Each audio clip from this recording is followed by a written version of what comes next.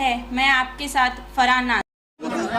ಮಾಡಿದ್ದೆ ಆ ಒಂದು ಅಭಿವೃದ್ಧಿಯ ಹಿನ್ನೆಲೆಯಲ್ಲಿ ಹಿಂದುತ್ವದ ಆಧಾರದ ಮೇಲೆ ವಿಜಯಪುರ ನಗರದ ಜನತೆಯ ಸುರಕ್ಷೆ ಸಲುವಾಗಿ ಮತ್ತೊಮ್ಮೆ ನನಗೆ ಹೆಚ್ಚು ಮತಗಳನ್ನು ಕೊಟ್ಟು ಕಳೆದ ಸಲಕ್ಕಿಂತ ಹೆಚ್ಚು ಮತ ಕೊಟ್ಟು ಆಶೀರ್ವಾದ ಮಾಡಿದ್ದಾರೆ. ಮುಂದಿನ 5 ವರ್ಷ ವಿಜಯಪುರವನ್ನು ಒಂದು ಮಾದರಿ ನಗರ ಮಾಡಲಿಕ್ಕೆ ನನಗೆ ಆಶೀರ್ವಾದ ಮಾಡಿದ್ದಾರೆ. ಸಮಸ್ತ ಹಿಂದೂ ಬಾಂಧವರಿಗೆ ನಾನು ಹೃದಯಪೂರ್ವಕವಾದಂಥ ಕೃತಜ್ಞತೆ. ಸರ್, ಈಗ ವಿಜಯಪುರ ಜಿಲ್ಲೆಯಲ್ಲಿ ಒಂದೇ ಸ್ಥಾನ ಬಂತು, ನೀವು 5 ರಿಂದ 6 ನಿರೀಕ್ಷೆ ಇಟ್ಟಿದ್ರಿ. ನೋಡ್ಬೇಕಾ, ಎಲ್ಲ ಆತ್ಮಾವಲೋಕನ ಮಾಡ್ಕೋಬೇಕು. ಸಾಕಷ್ಟು ನಾವು ಅಭ್ಯರ್ಥಿಗಳ ಬಗ್ಗೆ ಹೇಳಿದ್ದೀವಿ, ಆದರೆ ಯಾಕೋ ನಮ್ಮ ಹೈಕಮಾಂಡದವರು ಅದನ್ನು ಸರಿಯಾಗಿ ಟಿಕೆಟ್ಗಳ ಹಂಚಿಕೆ ಆಗಿದ್ದರೆ ನಿಶ್ಚಿತವಾಗಿ ಇಡೀ ರಾಜ್ಯದಲ್ಲಿ ಹೀನಾಯ ಸೋಲಾಗ್ತಾ ಇದೆ ಬಿಜೆಪಿ ಆಯಿತು.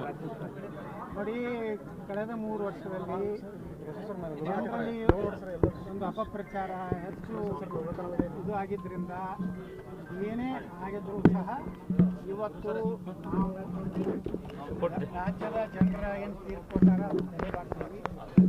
ಈಗ ಎಲ್ಲೆಲ್ಲಿ ನಾವು ತಪ್ಪಿದ್ದೀವಿ ಅದನ್ನು ನಾಳೆ ಲೋಕಸಭೆಯಲ್ಲಿ ತೆಗೆದುಕೊಂಡು ಮತ್ತೆ ಈ ದೇಶದ ಪ್ರಧಾನಮಂತ್ರಿ ನರೇಂದ್ರ ಮೋದಿಯವರು ಮಾಡಲಿಕ್ಕೆ ಮತ್ತೆ 28ಕ್ಕೆ 28 ಲೋಕಸಭೆ ಗೆಲ್ಲಕ್ಕೆ ನಾವು ಮುಂದಿನ ಹೋರಾಟ ಮಾಡ್ತೀವಿ. ಈಗ ಏನು ಕಲ್ತೀವಲ್ಲ ಪಾಠ, ಯಾವ್ಯಾವ ಕಾರಣಗಳಿಂದ ನಾವು ಸೋತೀವೋ ಅನ್ನೋಂಥದ್ದು ನಾವು ಆತ್ಮಾವಲೋಕನ ನಾವೆಲ್ಲ ಕೂಡಿ ಮಾಡ್ತೀವಿ. ಸರ್, ಕಳೆದ ಬಾರಿಗಿಂತ ಜಾಸ್ತಿ ಆಯ್ತು.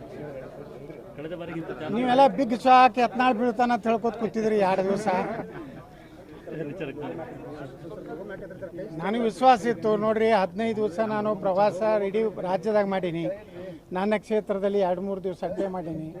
ಆದಾಗ್ಯೂ ಜನ, ನಮ್ಮ ಕಾರ್ಯಕರ್ತರು, ನಮ್ಮ ಮಹಾನಗರ ಪಾಲಿಕೆ ಸದಸ್ಯರು, ಮಹಾನಗರ ಪಾಲಿಕೆ ಸೋತವರು ಎಲ್ಲರೂ ಕೂಡಿ ಇವತ್ತು ನಾವೇ ಬಸನಗೌಡ ಅಂತ ಹೇಳಿ ಅವರು ಎಲ್ಲರೂ ಕೂಡಿ ಚುನಾವಣೆ ಮಾಡಿದ್ರು. ನಾನು ರಾಜ್ಯದ ಜವಾಬ್ದಾರಿ ಕೊಟ್ಟಿದ್ದರು, ರಾಜ್ಯದಲ್ಲಿ ಸುತ್ತಾಡಿದೆ. ಆದರೂ ಸಹ ಜನ ಇವತ್ತು ನಮ್ಮ ಅಭಿವೃದ್ಧಿ, ಸುರಕ್ಷತೆ, ಹಿಂದುತ್ವನ ಮನಸ್ಸಿನಲ್ಲಿಟ್ಕೊಂಡು ಮತ್ತೊಮ್ಮೆ ನನಗೆ ಆಶೀರ್ವಾದ ಮಾಡಿದ್ದಾರೆ. ಈ 6ನೇ ಬಾರಿಗೆ ನಾನು ಸಂಸದನಾಗಿ ವಿಧಾನ ಪರಿಷತ್ ಸದಸ್ಯನ. ಇದು 6ನೇ ಬಾರಿಗೆ ನಾನು 9 ಇಲೆಕ್ಷನ್ ಮಾಡೀನಿ, 6 ಗೆದ್ದೀನಿ, 3 ಸೋತಿ.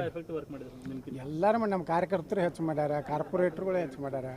ಅವ್ರ ಜೊತೆಗೆ ಅವನು ಒಬ್ಬ ಕಾರ್ಯಕರ್ತ ಆಗಿ ಓಡಾಡ್ಯಾನ ಹೊರತು ಅವನಿಗೆ ವಿಶೇಷವಾದ ಎಂಥ ಏನು ನನ್ನ ಮಗ ಮಾಡ್ಯ ಅಂತ ಹೇಳುವಂಥ ಹುಚ್ಚು ರಾಜಕಾರಣಿ ಅಲ್ಲ.